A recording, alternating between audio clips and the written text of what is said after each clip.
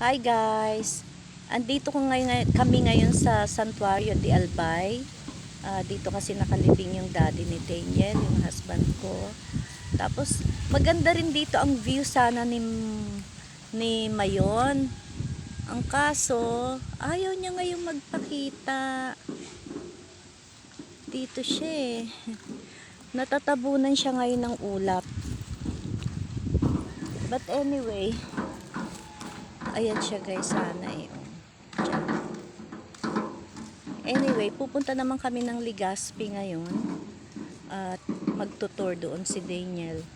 Kumbaga sasamantalahin na namin yung doon nakalibing naman yung husband ko, tapos andito naman si Mama Yo, yung biyanan ko. Ayun, paalis na kami kasi pupunta pa kami ng Legazpi, Albay. Andito kami ngayon sa Tabaco, Albay. Ayan guys.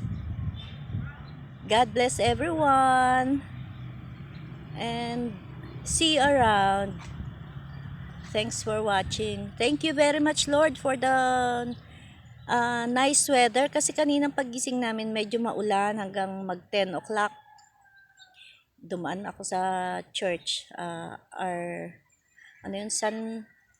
San Isidro Labrador Parish dito. Ayun. And I asked for a nice weather kasi nga papunta kaming Legazpi at pauwi na din kami mamayang gabi, praying for our safe travel again back home. God bless everyone.